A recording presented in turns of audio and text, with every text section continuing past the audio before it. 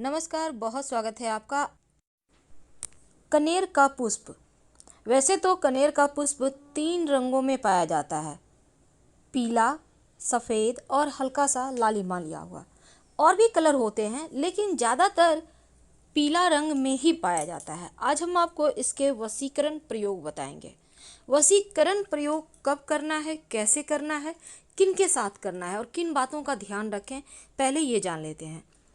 देखिए, कनेर का पुष्प से तीव्र वशीकरण होता है। आप पति पत्नी हैं, चाहते हैं एक दूसरे के प्रति प्रेम में सम्मोहित रहें, आप लव रिलेशनशिप में हैं, या फिर आपको लगता है आपके घर परिवार में कुछ लोग हैं जो आपको पसंद नहीं करते लेकिन आप चाहते हैं वो आपको पसंद करें, या फिर आपके विरुद्ध वो कोई कार्य ना करें, तो इसके लिए भी आप इस प्रयोग को कर सकते हैं। कनेर का ये आपको चाहिए होगा जो पुष्प, और साथ ही कनेर के चूँकि बहुत सारे प्रयोग होते हैं, देवी देवता को भी ये पुष्प बहुत प्रिय है। और जो कनेर का पुष्प है, जैसे कि लाल कनेर का पुष्प जो है वो चंद्रमा को अति प्रिय है, लाल और सफ़ेद रंग का जो होता है। लेकिन जो शुक्र और बुध है वो पीले रंग का कनेर पुष्प से संबंध रखता है। अब कनेर के फूलों को अगर आप शुक्ल पक्ष की अष्टमी तिथि को माँ दुर्गा या माँ काली को 27 कनेर के पुष्प लेकर इसके माला बनाकर आप पहनाते हैं तो घर परिवार का टेंशन समाप्त हो जाता है, शत्रु शांत हो जाते हैं। याद रखिए, 27 कनेर के पुष्प लेकर माला बनाकर आप अगर माँ दुर्गा या फिर माँ काली को पहनाते हैं, कब पहनाएंगे? किसी भी महीने की शुक्ल पक्ष की अष्टमी, जो मासिक दुर्गाष्टमी होती है ना, उस दिन।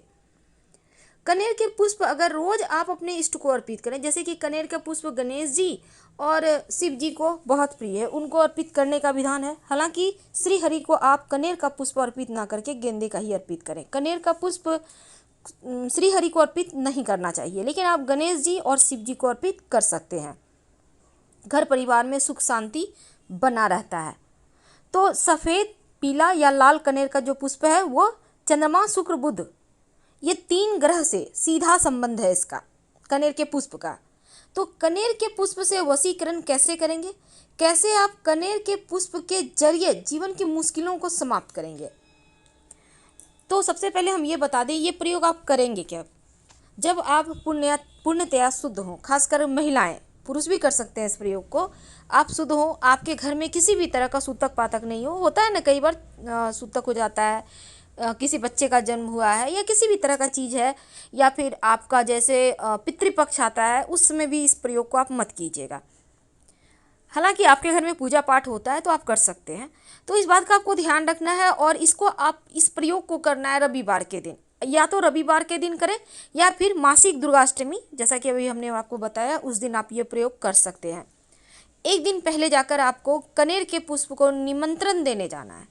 आपके घर के आसपास जरूर होगा ये पौधा, रोड साइड मिल जाते हैं। और ये पुष्प आपको जो भी व्यक्ति प्रयोग करेगा उसको खुद से लेकर आना है। तो आप एक दिन पहले जाकर निमंत्रण दे आइएगा, शाम में निकलिएगा, किसी बॉटल वगैरह में भी जल ले लीजिए और एक सुपारी, एक सिक्का ले लें अब कनेर के पुष्प के जड़ में। लेकिन जब ये प्रयोग करें, एक बात ध्यान रखें, कोई टोके नहीं, देखे नहीं, और फिर वो जल को आप पेड़ में अर्पित कर दें और सिक्का सुपारी वहाँ पर रख दें, और फिर बोले हम आपको लेने आएंगे, निमंत्रण देने आए हैं हम आपको। अपना नाम बताएं, अपने जो पिता हैं अपने गोत्र का नाम बताएं, फिर आप उनसे अपनी मनोकामना कहें कि आप उनको क्यों लेने आएंगे। अब जैसे आप पति को बस में करना चाहते हैं, पत्नी को बस में करना चाहते हैं, तो बोलिए हम चाहते हैं कि मेरे पति, मेरे पत्नी, मेरे सास ससुर या जो भी हैं वो मेरे बस में रहे। लेकिन अच्छे ख्याल से कीजिएगा, गलत ख्याल से ये प्रयोग मत कीजिएगा, क्योंकि वशीकरण गलत ख्याल से नहीं करना चाहिए। तो अब उनको बोल दीजिए, और अगले दिन सुबह, यानी कि जैसे रविवार को प्रयोग करें या किसी भी महीने की जो शुक्ल पक्ष की अष्टमी है, जिसको हम दुर्गा अष्टमी कहते हैं, उस दिन प्रयोग करना है। तो उसी दिन जाकर आप प्रणाम करके और 2-4 पुष्प तोड़कर आप घर ले आएँ।